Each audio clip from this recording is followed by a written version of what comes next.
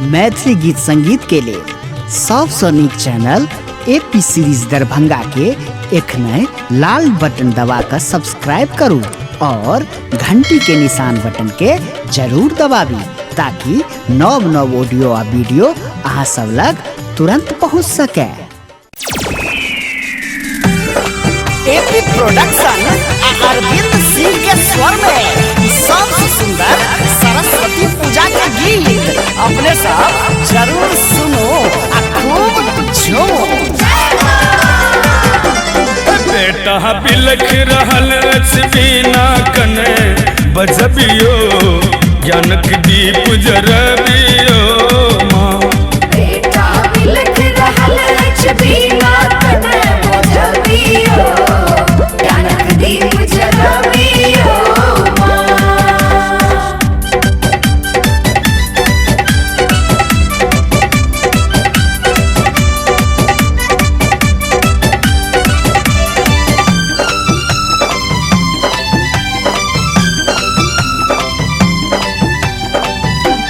राखब मातुलता के लाज क्षमा करब हमर अपराध। राखब मातुलता के लाज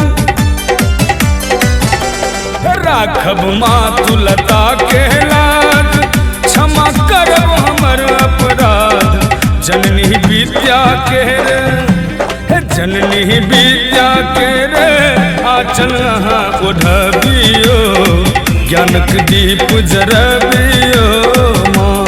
बेटा बिलख रहल बिना कने बजबियो ज्ञानक दीप जरबियो माँ।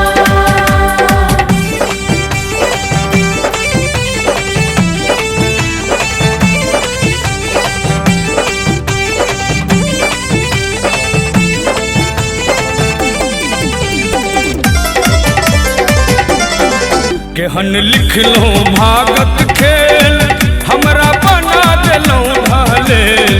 केहन लिखलो भागत खेल ये केहन लिखलो भागत खेल हमरा बना देलो बकले।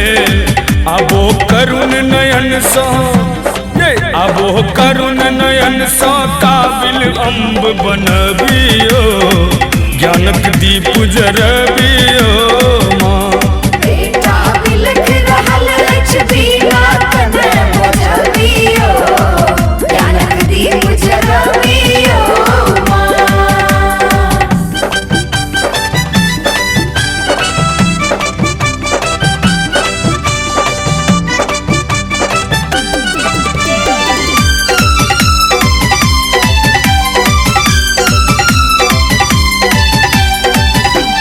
सच्चिदानंद की करत बखानी सुनियो सारे महारानी। सच्चिदानंद की करत बखानी सच्चिदानंद की करत बखानी सुनियो सरस्वती महारानी। पुत्र अरविंद के माँ ये पुत्र अरविंद के माँ स्वर सौ कने सजबियो ज्ञानक दीप जरबियो माँ।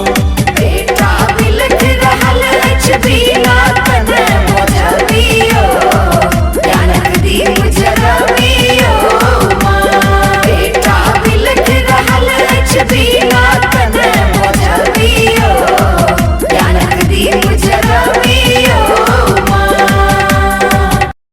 मैथिली गीत संगीत के लिए सबसे नीक चैनल एपी सीरीज दरभंगा के एखने लाल बटन दबाकर सब्सक्राइब करू और घंटी के निशान बटन के जरूर दबाबी ताकि नव नव ऑडियो आ वीडियो अहाँ सब लग तुरंत पहुँच सके।